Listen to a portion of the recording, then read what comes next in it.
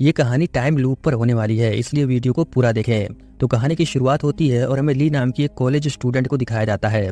वो पुलिस को फोन करके बताती है कि 45 नंबर बस में धमाका होने वाला है। इसके बाद हमें उस बस को दिखाया जाता है जो सच में धमाके के साथ ब्लास्ट हो गया। ऐसा होते ही ली एक झटके के साथ उसी बस में जागती है। इसके बगल में बैठा लड़का जिसका नाम सैम है, वो इसको पसीना पोंछने के लिए टिश्यू देता है, मगर ये तो उस पर ही बदतमीजी का इल्जाम लगाने लगती है। सैम कहता है ये लड़की झूठ बोल रही है, मैंने ऐसा कुछ नहीं किया। बस में मौजूद सभी लोग सैम को ही गलत समझ रहे थे। ली बस ड्राइवर को पुलिस स्टेशन चलने को कहती है, लेकिन सभी को ये बात इतनी भी ज्यादा बड़ी नहीं लगती कि वो लोग तुरंत पुलिस के पास जाए, इसलिए वो अगला स्टॉप आने तक वेट करे। मगर ली नहीं मानती, इसलिए ड्राइवर इसको बीच रास्ते में ही उतार देता है। वो सैम को भी जबरदस्ती अपने साथ कर लेती है। बस से उतरने के बाद ली ने राहत की सांस लिया, वो थोड़ा मुस्कुरा भी रही थी। सैम पूछता है आखिर तुमने ऐसा क्यों किया। वो बताती है कि मैं तुम्हें नहीं समझा सकती, और हाँ अब पुलिस के पास जाने की कोई जरूरत नहीं, मैंने तुम्हें माफ कर दिया, तुम भी मुझे माफ कर देना ये सब करने के लिए। सैम इसको पागल बेवकूफ कहकर टैक्सी से जाने लगा। ली पैदल चलते हुए अपनी मॉम को फोन कर रही थी, तभी इसे जोरदार धमाके की आवाज सुनाई दिया। वो जैसे ही पलट कर देखती है तभी एक स्कूटर वाला टक्कर मार देता है, जिससे वो रोड पर ही गिर गई। इसे तुरंत हॉस्पिटल लाया गया। यहाँ पर वो सैम को देखती है जो ब्लास्ट में घायल हो चुका है, यानी वो टैक्सी में बस के आसपास ही था। दूसरी तरफ हादसे वाली जगह को दिखाया जाता है। धमाके में बस के साथ साथ और भी बहुत सारी गाड़ियां बुरी तरह से जल चुकी हैं। बस में मौजूद और आसपास के सभी लोग मर चुके हैं, सिर्फ सैम जिंदा है जो हॉस्पिटल में आखिरी सांसें ले रहा है। इस केस की तहकीकात पुलिस ऑफिसर कैप्टन जैंग कर रहे हैं। जैंग आगे चलकर आपको बहुत पसंद आएगा, खासकर पुलिस के प्रति जो हमारा नजरिया है वो बिल्कुल बदल जाएगा। खैर इसका साथी माइक बताता है कि बस में टोटल 10 लोग थे, लेकिन इन्हें सिर्फ 8 की बॉडी मिली है। सीसीटीवी में देखने पर इन्हें सैम और ली के बारे में पता चला।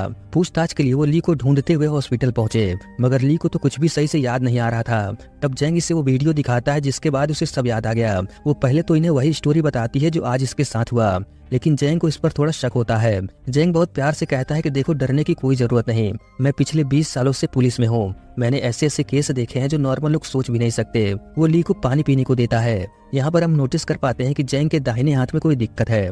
ली जैंग को बताती है कि ये सब मेरे लिए एक सपने जैसा है। जैंग रिकॉर्डिंग ऑन करके ध्यान से इसकी बातें सुनने लगता है। ली कहती है कि हमेशा की तरह वो आज भी 45 नंबर बस में चढ़ी। वो बस ड्राइवर को भी जानती है, वो बहुत अच्छा इंसान है। इसके बगल वाली सीट पर एक लड़का सो रहा था। ये थकी हुई थी इसलिए वो भी सो गई, लेकिन कुछ देर बाद इसको किसी के फोन बजने की आवाज सुनाई दिया। वो आसपास देखती है कि आवाज कहाँ से आ रहा है, लेकिन तभी अचानक बस में जोरदार धमाका हुआ और ये मर गई। मगर अगले ही पल वो फिर से उसी बस में जागी। इसे लगा कि वो सिर्फ सपना था, लेकिन इसे दर्द का एहसास हुआ जो ज्यादातर लोगों को नहीं होता। कुछ देर बाद इसे फिर से वही रिंगटोन सुनाई दिया। वो कुछ समझ पाती तभी धमाका हो गया। ये बकवास बातें सुनकर माइक से रुका नहीं गया। वो अंदर आकर ली को डांटते हुए कहता है कि हमारा टाइम बर्बाद मत करो। जैंग उसे शांत करते हुए बाहर इंतजार करने को कहता है। ली आगे बताती है कि जब वो तीसरी बार जागी तब इसे पूरा यकीन हो गया कि ये कोई सपना नहीं, इसलिए वो जबरदस्ती बस से उतरने की कोशिश करती है, मगर किसी कारण इमरजेंसी डोर नहीं खुलता और ना ही बस में मौजूद लोग इसकी बातों पर यकीन करते हैं। टाइम पूरा होते ही ये फिर से मर गई। अगली बार इसने बीमारी का नाटक बनाकर बस से निकलने का प्लान बनाया, लेकिन बस में एक औरत थी जिसके पास बहुत सारी दवाइयां हैं, इसलिए ये प्लान भी फेल हो गया। लेकिन ये सब करने में ली ने पता लगा लिया था कि वो ब्लास्ट क्यों हो रहा है। एक डिलीवरी बॉय को बचाने के चक्कर में बस ऑयल टैंकर से जाकर टकरा जाती है। ये बात सुनते ही जैंग अपने साथियों से कंफर्म करता है। एक्सीडेंट होने का तरीका बिल्कुल मैच हो रहा था, लेकिन ये कैसे हो सकता है। ली जैंग से पूछती है क्या आपको मुझ पर यकीन हो रहा है। जैंग कहता है नहीं, लेकिन तुमने जो ब्लास्ट होने का कारण बताया वो बिल्कुल सही है। ली कहती है मैं झूठ नहीं बोल रही, आपको लगता होगा कि मैं पागल हूँ, लेकिन मेरा यकीन कीजिए, मेरे साथ बार बार वही सब कुछ रिपीट हो रहा है। जैंग कहता है तुम्हारे कहने का मतलब है कि तुम एक टाइम लूप में हो, जैसा मूवीज में होता है। अब ली सोचती है शायद इसके सर में चोट लगने की वजह से इसको गलतफहमी हो रहा है। तभी जैंग को इसके साथी का फोन आता है जो खबर देता है कि सैम जो बस से उतर गया था अब वो नहीं रहा। फिर हमें सैम के नजरिए से दिखाया जाता है जब वो ली को पागल कह के जा रहा था। सैम एक गेम डिजाइनर है। टैक्सी में इसके साथी का मैसेज आता है कि वो जल्दी ऑफिस पहुंचे। सैम को बंद जगह में घुटन होती है, इसलिए वो ज्यादातर बस से ही ऑफिस जाता है। थोड़ी दूर आगे जाने पर ये फिर से उसी बस के पास पहुंच गया और देखते ही देखते बस में धमाका हुआ। हॉस्पिटल में मरने के बाद जब वो उसी बस में जागा तब इसको वो सब सपना लग रहा था, लेकिन जब उसने अपने बगल वाली सीट पर ली को देखा तब वो हैरान हो गया। वो ली से पूछता है क्या हम पहले कभी मिले हैं। ये सुनकर ली के चेहरे पर चमक आ गई। ली उसे बताती है कि हाँ हम पहले इसी बस में मिल चुके हैं, मैंने तुम पर गलत इल्जाम लगाया था, तुम टैक्सी से चले गए और फिर हम हॉस्पिटल में मिले। ये सुनकर तो सैम को पसीना आ जाता है। उसे समझ नहीं आता कि इसके सपने के बारे में उसको कैसे मालूम। ली बताती है ये कोई सपना नहीं बल्कि कुछ ही देर में ब्लास्ट होने वाला है। चूंकि सैम पिछली बार का दर्द अभी भूला नहीं, इसलिए वो जबरदस्ती बस से उतरने लगा। लेकिन बस में मौजूद बाकी पैसेंजर ऐसा नहीं करने देते और इन्हीं लड़ाई झगड़े के बीच फिर से ब्लास्ट हो गया। अगली बार जब सैम जागा तब ली पूछती है क्या तुम्हें यकीन हुआ या नहीं। इस बार वो बस का कांच तोड़कर बाहर निकलने की कोशिश करता है, मगर बस में एक पहलवान टाइप का आदमी था जो इसे पागल समझकर पकड़ लेता है। सैम सबको बताता है लेकिन कोई भी इस पर यकीन नहीं करता। अगली बार जागने पर ली बताती है कि ये सब करने का कोई फायदा नहीं, हमें बचने के लिए कोई और रास्ता ढूंढना होगा। सैम को तो अभी भी यकीन नहीं था कि वो किसी टाइम लूप में फंस गया है। उसे लग रहा था कि किसी ने इन दोनों को हिप्नोटाइज किया है। ली कहती है शायद ऐसा होता, लेकिन प्रॉब्लम ये नहीं है, तुम इसलिए टाइम लूप में हो क्योंकि पिछली बार मैंने तुम्हें बस से उतार लिया था। अगर हम बाकी लोगों को भी बचा लेते हैं तब शायद ये लूप खत्म हो जाएगा। सैम पूछता है लेकिन ये हम करेंगे कैसे। ली कहती है मैं जानती हूँ बस ब्लास्ट क्यों होता है, अगर हम किसी तरह बस को लेट करवा दें तब वो एक्सीडेंट नहीं होगा। इनका प्लान तो अच्छा था, वो फिर से बीमार होने का नाटक करती है, मगर वो भूल जाती है कि इनके साथ एक ओल्ड लेडी है जिसके पास मेडिसिन है। इस तरफ उस टैंकर को दिखाया जाता है जो काफी स्पीड से आ रहा है। ड्राइवर का जो साथी है वो टिकटॉक देख रहा था, जिसकी आवाज से ड्राइवर को परेशानी होता है। वो उसे मोबाइल बंद करने को बोलता है, लेकिन वो तो इसे चिढ़ाने के लिए आवाज और तेज कर देता है। ली और सैम ड्राइवर के पास ही खड़े थे ताकि वो इस एक्सीडेंट को रोक सके, और इस बार ये लोग किसी तरह ड्राइवर को कुछ सेकंड के लिए देर करवाकर उस भयानक हादसे को होने से रोक देते हैं। इन्हें लगता है कि सब कुछ ठीक हो गया, लेकिन ऐसा नहीं था। ये दोनों खुश थे और अपने अपने बारे में बात करने लगते हैं, लेकिन तभी फिर से वही रिंगटोन की आवाज आती है। ली कुछ कह पाती तभी फिर से धमाका हुआ और सभी मारे गए। अगली बार जब ये दोनों जागते हैं तब भी इन्हें पिछली सारी बातें याद थी, यानी टाइम लूप अभी खत्म नहीं हुआ। ली बताती है कि हो ना हो बस में जरूर कहीं बॉम्ब प्लांट किया गया है और वो रिंगटोन उसी बॉम्ब को ट्रिगर करता है। इसका मतलब अगर किसी तरह ये लोग एक्सीडेंट से बच भी गए तो आगे चलकर बॉम्ब ब्लास्ट में नहीं बचेंगे। ली तुरंत फिर से सैम पर झूठा इल्जाम लगाकर ये दोनों बस से उतर जाते हैं। वो तुरंत पुलिस को फोन करके बस के बारे में बताती है। पुलिस ली से ज्यादा सवाल न करे इसलिए सैम मोबाइल स्विच ऑफ करवा देता है। जैसा कि मैंने पहले ही बताया, इसमें पुलिस वालों का बहुत अच्छा काम दिखाया गया है। वो तुरंत जितना जल्दी हो सके उस बस तक पहुंचने की कोशिश करते हैं और ये दोनों बहुत ऊंची जगह पर जाकर इंतजार करने लगते हैं। इस तरफ जैंग पुलिस स्टेशन में ही था। वो लोग इस बात पर डिस्कस कर रहे थे कि कहीं ये फ्रैंक कॉल तो नहीं, लेकिन तभी सच में ब्लास्ट हो गया। ये देखकर सैम और ली सोचते हैं कि इसका भी कोई फायदा नहीं हुआ, क्योंकि अब ये दोनों ब्लास्ट में बच गए और इन्हें कोई नुकसान भी नहीं हुआ। इसका मतलब टाइम लूप भी खत्म हो जाएगा, ऐसा इनका मानना था। इस तरफ जैंग ली की कॉल रिकॉर्डिंग सुनता है, जिसमें उसे पता चलता है कि फोन करने वाली लड़की के साथ कोई और भी था। वो हादसे वाली जगह पर अपने साथी को फोन करके ब्लास्ट का कारण पूछता है, जो बताता है कि ये एक्सीडेंट का केस है। जैंग उसे ध्यान से चेक करने को कहता है, क्योंकि ली ने उसे फोन पर बॉम्ब ब्लास्ट होने को कहा था। पूरी सच्चाई जानने के लिए इन्हें उन दोनों से पूछताछ करना होगा, क्योंकि अब हर जगह कैमरा लगा है तब वो जल्द ही पकड़े जाएंगे। बस इसी बात को लेकर सैम घबरा रहा था कि वो पुलिस को क्या बताएगा। अगर इसने सच कहा तब कोई भी इस पर यकीन नहीं करेगा, और ली ने तो ऐसा करके देख भी लिया है। ये दोनों बातें कर रहे होते हैं और जैंग अपने साथियों के साथ इन्हें पकड़ने के लिए आ रहा है। ये जानने की कोशिश करते हैं कि आखिर ये दोनों ही टाइम लूप में क्यों फंसे, कागज पर कितने बजे ब्लास्ट होता है और कितने बजे ये जागते हैं। ये सब कुछ लिख कर समझने की कोशिश कर रहे होते हैं कि तभी जैंग यहाँ पहुंच गया। सैम उस कागज को कचरे में डाल देता है। इसके बाद ये लोग पुलिस स्टेशन पहुंचे, जहां इन दोनों को अलग अलग रूम में बैठाकर पूछताछ किया जाने लगा। पुलिस को वो कागज मिल गया था जिससे वो कहीं का नक्शा समझ रहे थे। जैंग ली से पूछता है कि तुम्हें कैसे पता चला कि बस में बॉम्ब है, क्या तुमने कहीं सुना या कुछ देखा या फिर कोई स्मेल आई। ली बताती है ऐसा कुछ नहीं है। जैंग कहता है फिर क्या बात है, अगर तुम्हें किसी तरह पता भी चल गया तब तुमने ड्राइवर या बाकी लोगों को क्यों नहीं बताया, और इस नक्शे का क्या मतलब है। दूसरे रूम में सैम से भी यही सवाल किया जाता है। वो झूठ नहीं बोलता और टाइम लूप के बारे में सब कुछ बता देता है, लेकिन माइक को इसकी बातों पर जरा भी भरोसा नहीं होता। ली जैंग का नाम लेते हुए उनसे पूछती है कि अगर कोई पुलिस को इमरजेंसी में फोन करे तब वो ऐसा क्या कहे कि पुलिस तुरंत एक्शन ले। जैंग बताता है कि ये बहुत मुश्किल होता है, लेकिन जितना हो सके कम से कम बात करो। तभी जैंग सोचता है कि ली को इसका नाम कैसे पता चला, जबकि ना तो उसने बताया और ना ही कोई कार्ड पहना है। अब ली पिछली बार क्या हुआ था सब कुछ इन्हें फिर से बताती है। जैंग को यकीन हो जाए इसलिए वो इन्हें बताती है कि आपके एक हाथ में दिक्कत है और ये कागज कोई नक्शा नहीं बल्कि हम इस लूप को समझने की कोशिश कर रहे थे। हालांकि इस बार भी जैंग यकीन नहीं करता। इन दोनों का ब्लड जांच किया जाता है कि कहीं ये ड्रग तो नहीं लिए, लेकिन रिपोर्ट में ऐसा कुछ नहीं आता। इतनी देर में पुलिस वालों ने इन दोनों के बारे में सब कुछ पता लगा लिया है, और एक बात, हादसे वाली जगह पर इन्हें बम होने का सबूत भी मिल गया है। अब पुलिस वालों को समझ नहीं आता कि वो क्या करें, क्योंकि सैम और ली की हर बात सच हो रही है, लेकिन ये सब टाइम लूप के कारण हो रहा है, ये मानना अभी भी मुश्किल है। थोड़ी देर बाद ली सो जाती है, लेकिन ऐसा होते ही वो फिर से उसी बस में जागी। इसके बगल में सैम भी था जो अभी सो रहा है। वो सबसे पहले टाइम चेक करती है। जिसमें पता चलता है कि ये हर बार कुछ मिनट आगे पीछे चली आ रही है। ये दोनों थोड़ी देर बातचीत नहीं करते क्योंकि इन्होंने हर चीज ट्राई करके देख लिया, मगर ये टाइम लूप खत्म नहीं हुआ और ना ही इन्हें उस बॉम्ब के बारे में पता चला। ली सोचती है कि चलो इस बार वो सबको बता देती है कि बस में बॉम्ब है, लेकिन इसके ऐसा कहते ही ब्लास्ट हो जाता है। इसका मतलब जिसने भी बॉम्ब रखा है या तो वो इसी बस में है या फिर वो इन्हें देख और सुन सकता है। इसलिए अब इन्हें एक एक करके सभी पैसेंजर को चेक करना होगा। सैम नोटिस करता है कि बस में सबसे पीछे एक लड़का बैठता है जो अपना चेहरा छुपा कर रखता है, लेकिन अभी वो बस में नहीं था। अगले स्टॉप पर वो बस में चढ़ा और ये दोनों उतर गए। ली तुरंत पुलिस को फोन करके बॉम्ब के बारे में बता देती है। सैम को ये आइडिया अच्छा नहीं लगता, इसलिए वो ली से दूर ही रहता है ताकि सीसीटीवी में वो इसके साथ नजर न आए। इधर पुलिस को खबर मिलते ही वो रोड ब्लॉक करके सभी को चेक करने लगते हैं। माइक और कुछ पुलिस वाले बस की तलाशी लेने के लिए सभी को एक एक करके उतरने को कहते हैं, मगर एक आदमी तुरंत बोरी में रखा सामान सही करने लगता है। माइक उसे रोकने के लिए भागता है, लेकिन तभी ब्लास्ट हो गया। जैंग थोड़ी दूर आगे वेट कर रहा था। इससे पता चला कि ब्लास्ट में कोई नहीं बचा, इसका साथी माइक भी मारा गया। वो इसके छोटे भाई जैसा था। इस तरफ सैम और ली इस बात पर बहस कर रहे थे कि इन्हें पुलिस को नहीं बताना चाहिए था। ली सैम को यहाँ से जाने को कहकर पुलिस को फोन कर देती है ताकि वो इसे लेकर जाए, क्योंकि छुपने से कोई फायदा नहीं, पुलिस इसे ढूंढ ही लेगी। सैम कहीं बैठकर लैपटॉप में बस धमाके की न्यूज देख रहा था। इधर ली से पूछताछ हुआ और उसने वही सब फिर से बताया। जैंग को यकीन नहीं होता कि इसको इन लोगों के बारे में इतना कैसे मालूम। वो ली को बताता है कि माइक भी उस धमाके में मारा गया। ये जानकर ली को बहुत दुख होता है। वो जैंग से माफी मांगती है कि ये सब उसकी गलती है। अगर इसने पुलिस को फोन ना किया होता तो ऐसा कुछ ना होता। जैंग कहता है तुमने बिल्कुल सही किया, हर नागरिक को जिम्मेदार होना चाहिए। लेकिन अब सच बताओ, तुम्हें कैसे मालूम चला? ये सीसीटीवी में सैम की वीडियो दिखाकर पूछते हैं कि वो इसे जानती है क्या। ली ने सोचा कि अगर ये बताएगी तब वो सैम को पकड़ लेंगे, इसलिए वो झूठ बोल देती है। लेकिन तभी दूसरी तरफ से सैम इसे फोन कर देता है। जैंग स्पीकर ऑन करके बात करने को बोलता है।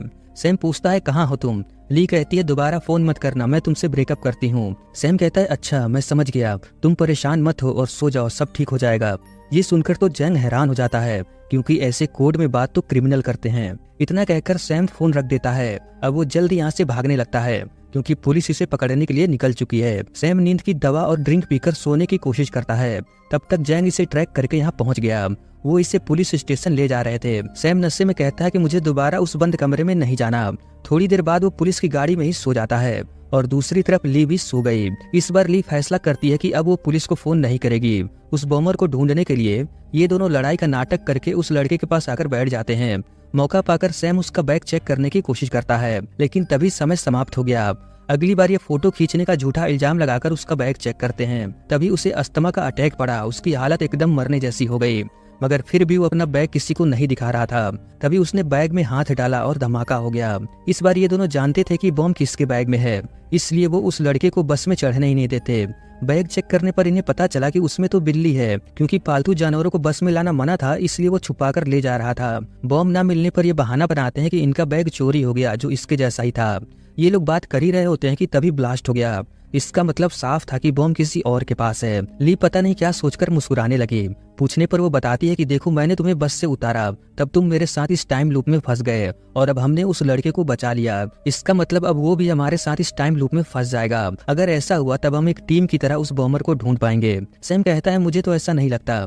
इस तरफ उस लड़के को न्यूज में पता चलता है कि जिस बस में ये जाने वाला था वही ब्लास्ट हुआ है। तब ये अपने आप को बहुत लकी समझता है और मन ही मन सैम और ली को थैंक यू कहता है। बस में जितने भी लोग मारे गए उनके परिवार वाले पुलिस स्टेशन आए हुए थे। तभी वो लड़का इन्हें ढूंढते हुए यहाँ पहुंच गया। वो इनसे पूछता है क्या तुम लोगों को मालूम था कि बस ब्लास्ट होने वाला है?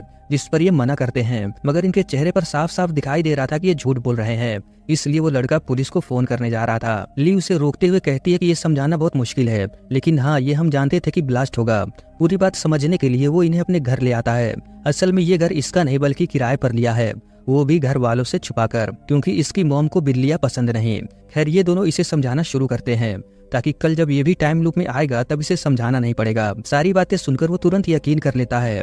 असल में उसने इस तरह की बहुत सारी फिल्में देखी हैं और इस पर रिसर्च भी किया है। जाते समय ली पूछती है अगर कल तुम्हें कुछ याद न रहे तब मैं तुम्हें कैसे यकीन दिलाऊं? वो लड़का कहता है तुम मेरा पूरा नाम लेना, मैं यकीन कर लूंगा। इसका नाम वैसे तो बहुत बड़ा था लेकिन शॉर्ट में लूडी है। इसके बाद लूडी अपने घर चला आता है और ये दोनों एक होटल में जाकर रुकते हैं। लूडी की मॉम को इसके कपड़ों पर बिल्ली का बाल मिला जिस पर वो इसे डांटने लगी। लूडी रोने लगा क्योंकि आज वो मरते मरते बचा और अगर ये मर गया होता तब इसकी बिल्लियों का कौन ख्याल रखता। इस बात से वो और भी दुखी था। वो अपने कमरे में जाकर आज जो कुछ भी हुआ सब कुछ अपनी डायरी में लिखने लगा। दूसरी side police CCTV footage check कर रही थी। उन्हें थोड़ा अजीब लगा इसलिए वो लूडी को फोन करके पुलिस स्टेशन आने को कहते हैं। वो अपने डैड के साथ पुलिस के पास पहुंचा। घर में उसकी मॉम ने डायरी चेक किया तब वो बहुत डर गई। इस तरफ होटल में ली और सैम इंटरनेट पर सबूत ढूंढ रहे थे। इन्हें उस आदमी के बारे में पता चला जिसके पास एक बोरा है। वो एक्सीडेंट के जुर्म में जेल में था जो अभी अभी छूटा है। तभी इन्हें भी पुलिस का फोन आया। लूडी से जब पूछताछ हुआ तब उसने वही बताया जो जरूरी था। टाइम लूप या बॉम्ब के बारे में इसने कुछ भी नहीं कहा, मगर जेंग समझ जाता है कि वो पूरी बात नहीं बता रहा।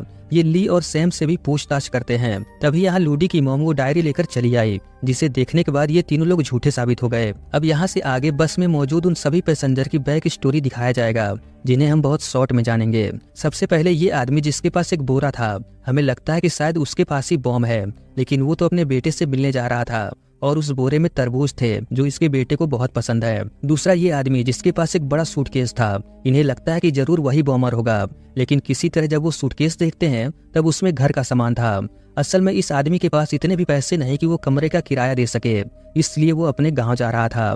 बाकी वो औरत जिसके पास काफी सारी दवाइयां हैं, उस पर शक करना ही बेकार है क्योंकि उसका बैग बहुत छोटा है। बच्चे दो आदमी, एक पहलवान और दूसरा जो हर जगह की वीडियो रिकॉर्डिंग करता है। जरूर ये कोई ब्लॉगर होगा। अब सिर्फ एक ओल्ड लेडी बची है जिसके पास एक पन्नी है। अगली बार ये उसको ही चेक करने वाले थे, लेकिन इससे पहले मैं आपको बता दूं कि ली को लगा था कि वो लड़का भी इनके साथ टाइम लूप में फंस जाएगा, लेकिन ऐसा नहीं होता। अगले दिन जब वो आता है तब उसे कुछ भी याद नहीं था, लेकिन ये उसका पूरा नाम लेकर हर बार उसकी मदद ले लेते थे। क्योंकि अब सिर्फ इस ओल्ड लेडी का सामान चेक करना बाकी था, तब जैसे ही बस रुकती है सैम वो पन्नी लेकर बस से भागने की कोशिश करता है, लेकिन तभी वो ओल्ड लेडी पन्नी में जो प्रेशर कुकर था उसका लीवर खींच देती है, जिससे धमाका हो गया। इन लोगों ने इतना मेहनत करके हर एक की तलाशी ली और उस बॉम्बर को ढूंढने की कोशिश किया, लेकिन ये कभी सोच भी नहीं सकते थे कि ये सब वो ओल्ड लेडी कर रही है। इसकी क्या कहानी है ये हम आगे जानेंगे। उससे पहले हम देखते हैं कि ली और सैम ने क्या किया। चूंकि अब ये जानते हैं कि बॉम्ब उस ओल्ड लेडी के पास है, इसलिए वो दोनों कोई बहाना बनाकर उसके पास चले आते हैं। मौका देखकर सैम उस प्रेशर कुकर को छीनने की कोशिश करता है, लेकिन तभी वो ओल्ड लेडी जिसका नाम ल्यूडन है वो चाकू निकालकर सबसे पहले सैम और फिर ली को बहुत बेरहमी से घायल कर देती है। उसके बाद फिर से उसने बॉम्ब ब्लास्ट करके अपने साथ सभी को खत्म कर दिया। ये सब एक्सपीरियंस करके ये दोनों बहुत ज्यादा डर गए। ली तो रोने लगी। इन लोगों ने ल्यूडन को कमजोर समझने की गलती किया। थोड़ी देर बाद इन दोनों ने फिर से कोशिश किया, लेकिन इस बार गलती से सैम के हाथों ल्यूडन का खून हो जाता है और ये सब कुछ बहुत लोगों ने देख लिया है। सैम ली को लेकर यहाँ से जाने लगा। इन लोगों ने सोचा कि अब तो बस आगे जाएगी नहीं और ना ही बॉम्ब फटेगा, मगर तभी बस में मौजूद कोई और उस लीवर को खींच देता है, यानी कोई और भी इसके साथ मिला हुआ है। सैम ने किसी को मार दिया है और ये बॉम्ब ब्लास्ट होने से पहले यहाँ से निकल गए। पुलिस हर जगह इन्हें ढूंढ रही है। छुपने के लिए ये दोनों लूडी के प्राइवेट घर में जाते हैं, लेकिन ली जब सैम के लिए भेष बदलकर दवा लेने आई थी तभी वो जैंग को देख लेती है, जो इन्हें ढूंढते हुए अपने लोगों के साथ यहाँ पहुंच चुका है। फिर सैम ली को लेकर अपने दोस्त के घर आया। यहाँ भी थोड़ी देर ही रुके और ल्यूडन के बारे में जितना हो सके पता लगाया। खैर अगली बार जब ये जागते हैं तब मोबाइल में लिखकर बाकी लोगों को बताते हैं कि इन्हें क्या करना है, लेकिन मदद करने की बजाय वो लोग तो डर के मारे बस से उतरने लगे। ये देखकर वो समझ जाती है कि कुछ गड़बड़ है और वो लीवर खींच देती है। अगली बार ये सिर्फ लूडी और इस आदमी को बताते हैं। ली बस ड्राइवर को बहुत धीरे से जाकर बताती है कि जब वो इशारा करे तब बस को रोके। इधर सैम, लूडी और ये आदमी इसको पकड़ लेते हैं। अब वो ब्लास्ट नहीं कर सकती। ली ड्राइवर को बस रोकने को कहती है, मगर ल्यूडन चिल्लाते हुए कहती है कि वो बस न रोके और इन सबको मरने दे, तभी इनका बदला पूरा होगा। ये देखकर ली और सैम समझ जाते हैं कि ये भी इसके साथ मिला हुआ है। असल में ये दोनों पति पत्नी हैं। इस बार ली डायरेक्ट बस ड्राइवर से जाकर पूछती है कि ये दोनों ऐसा क्यों कर रहे हैं, मगर ये कुछ नहीं कहता और ल्यूडन धमाका कर देती है। इस बार ये बस से उतरकर ड्राइवर और उसकी पत्नी के बारे में पता लगाते हैं। सबसे पहले वो बस स्टैंड जाकर ड्राइवर का एड्रेस लेते हैं। उसके एक जानने वाले से पूछताछ पर इन्हें पता चला कि वो ड्राइवर जिसका नाम वैंग है वो तो बहुत अच्छा इंसान है, लेकिन उसकी पत्नी थोड़ी पागल सी है। अब इन्हें जानना था कि वो दोनों ऐसा क्यों कर रहे हैं, आखिर उनके साथ ऐसा क्या हुआ। ये जानने के लिए इनके पास सिर्फ एक ही रास्ता था। वो तुरंत पुलिस के पास जाकर जैंग को शुरू से लेकर अभी तक जो कुछ भी हुआ सब बता देते हैं। हालांकि पुलिस को इन पर यकीन नहीं, लेकिन इन लोगों ने जो कुछ भी बताया वो सब सच था। इसलिए पुलिस वाले वैंग के बारे में पता लगाते हैं। इन्हें पता चला कि आज से 5 साल पहले वैंग की बेटी का इसी रोड पर एक्सीडेंट हुआ और उस वक्त वही टाइम हो रहा था जिस वक्त बम ब्लास्ट होता है। बस के सीसीटीवी में दिखाई दे रहा था कि वो लड़की जबरदस्ती बस से उतरने की कोशिश कर रही थी और जल्दबाजी में जब वो बस से बाहर निकली तब उसका एक्सीडेंट हो गया। जिस बस से एक्सीडेंट हुआ उस ड्राइवर को छोड़ दिया गया क्योंकि देखा जाए तब उसकी गलती नहीं थी। इस बार सैम जेंग का पर्सनल नंबर ले लेता है। बस में वापस आने पर ये उस लेडी का फोटो खींचकर सारी डिटेल के साथ जेंग को मैसेज कर देते हैं। इसके बाद ये बस को किसी तरह लेट करवाते हैं। पुलिस तुरंत अगले स्टॉप पर सिविल ड्रेस में आकर खड़े हो गए, लेकिन इस बार वैंग का काफी टाइम सैम और ली ने बर्बाद कर दिया, इसलिए वो बस को अगले स्टॉप पर नहीं रोकता। असल में जहां इसकी बेटी का एक्सीडेंट हुआ वहीं पहुंचकर बॉम्ब ब्लास्ट करना इनके प्लान का हिस्सा था। इसकी बेटी की स्टोरी क्या है ये हमें थोड़ी देर में पता चलेगा। खैर पुलिस वाले पूरे रोड को ब्लॉक करके बस को रोकने की कोशिश करते हैं और किसी तरह वो ऐसा कर भी लेते हैं। क्योंकि अब समय बहुत कम था, सैम तुरंत बस का कांच तोड़कर उस बम को जेंग को फेंकने के लिए देता है। जेंग ने बहुत बहादुरी से उस बम को पानी में फेंका, लेकिन वो ब्लास्ट हो गया। इस ब्लास्ट में जेंग बहुत बुरी तरह से घायल हो गया और इस बार कोई भी नहीं मरा। अब जबकि वैंग और उसकी पत्नी पकड़े गए तब उनसे पूछा जाता है कि ये लोग ऐसा क्यों कर रहे थे, मगर ये कुछ भी बताने से इनकार कर देते हैं। कुछ देर बाद इन्हें पता चला कि जेंग नहीं बच पाया। उसका साथी माइक इन दोनों से पूछता है कि इन्हें बॉम्ब के बारे में और जेंग का पर्सनल नंबर कैसे मिला। चूंकि अब इन्हें पता है कि अगर ये कुछ भी कहेंगे तब भी कोई इन पर यकीन नहीं करेगा और शायद इस बार टाइम लूप खत्म हो गया क्योंकि बस ब्लास्ट नहीं हुआ। लेकिन मैं बता दूं कि ऐसा नहीं है, अभी कुछ और होना भी बाकी है। खैर इसके बाद हमें वैंग को दिखाया जाता है जो अपना मोबाइल गाड़ी में भूलकर किसी काम से चला जाता है। इसकी बेटी का कई बार फोन आया लेकिन वो तो यहाँ था ही नहीं। कुछ देर बाद जब वो वापस आया तब इसे पुलिस स्टेशन आने को कहा गया। असल में इसकी बेटी का एक्सीडेंट हो चुका है। ल्यूडेन बहुत सदमे में थी। इनका कहना था कि जो भी इस एक्सीडेंट का जिम्मेदार है उसे सजा मिले, लेकिन ऐसा नहीं हो सकता क्योंकि ये सिर्फ एक नॉर्मल एक्सीडेंट है। ल्यूडेन वैंग पर ही इल्जाम लगाती है कि अगर इसने फोन उठा लिया होता तब शायद इनकी बेटी जिंदा होती। इसके बाद हमें प्रेजेंट में दिखाया जाता है कि ली की टीचर हॉस्पिटल में इससे मिलने आई है। बातों ही बातों में ये लोग वैंग की बेटी के बारे में बात करते हैं। टीचर बताती है कि उस समय कैसा माहौल था। वो इन्हें एक ग्रुप के बारे में बताती है जिसमें उस वक्त के सभी स्टूडेंट थे। एक्सीडेंट के बाद एक पोस्ट पर लिखा था कि आजकल बस में जाना सेफ नहीं क्योंकि उसमें बदतमीजी होती है। आखिर उसने ऐसा क्यों लिखा, पता लगाने के लिए ये लोग माइक को लेकर उसके घर पहुंचे। पहले तो वो डर गई लेकिन इसे बताया गया कि इसे कुछ नहीं होगा। तब वो बताती है कि उस दिन क्या हुआ। इसके बाद हमें फ्लैशबैक दिखाया जाता है। वैंग की बेटी इसी 45 नंबर बस में सफर कर रही थी। यहाँ पर ये लड़की भी थी जो अपनी सेल्फी ले रही है। तभी वो देखती है कि एक आदमी वैंग की बेटी के साथ बदतमीजी कर रहा है। ऐसा करते हुए ये उसका फोटो खींच लेती है, मगर वो आदमी इसे देख लेता है। डर के मारे वो अगले स्टॉप पर उतर गई। ये पुलिस के पास जाने वाली थी, मगर फोन पर इसकी मॉम समझाती है कि इन्हें इस लफड़े में नहीं पड़ना चाहिए। घर आकर वो इस फोटो को पोस्ट करने वाली थी, लेकिन फिर वो ऐसे ही सिमिलर पोस्ट देखती है जिसमें इसको पता चलता है कि ऐसे मामले में कोई सपोर्ट नहीं करता, उल्टा पोस्ट करने वाले को ही गालियां पड़ती है। इसलिए वो पोस्ट नहीं करती, मगर वो फोटो इसने क्लाउड पर सेव किया है। प्रेजेंट में वो इन्हें वही फोटो दिखाती है। ये उसका क्लाउड पासवर्ड याद कर लेते हैं ताकि ये इस फोटो को कहीं भी ओपन कर सके। अगली बार सिर्फ ली जागती है, सैम किसी कारण नहीं जागता। पिछले और भी कई लूप में सैम कभी कभी देर में जागता था, इसलिए ली ज्यादा परेशान नहीं होती। वो तुरंत बस की फोटो खींचकर सारी डिटेल्स के साथ जेंग को मैसेज कर देती है। फिर बाकी लोगों को मैसेज दिखाकर उन्हें भी रेडी करती है। इस तरफ पुलिस रोड ब्लॉक करके बस का पीछा करने लगे। बस के अंदर मौका पाकर इन लोगों ने ल्यूडेन को पकड़ लिया। बम फटने में कुछ ही देर बचा था। वैंग बस को फुल स्पीड से भगाने लगा, मगर पुलिस ने आगे रास्ता बंद किया था। वैंग बहुत कोशिश करता है आगे जाने की, मगर नहीं जा पाता। फिर वो प्रेशर कुकर का हैंडल खींचने वाला था, मगर तभी ली उसे फोटो दिखाकर बताती है कि आपकी बेटी को पूरा इंसाफ मिलेगा। तब तक जेंग भी बस के अंदर आ जाता है। वो भी वैंग से वादा करता है कि वो इसकी बेटी का केस फिर से खुलवाएगा। सैम टाइम देखता है तो बहुत कम समय बचा हुआ था। वैंग और इसकी पत्नी को जो चाहिए था इन्हें मिल गया, इसलिए वो जेंग को बॉम्ब दे देता है। इस बार वो समय रहते हुए बॉम्ब को पानी में फेंक देता है।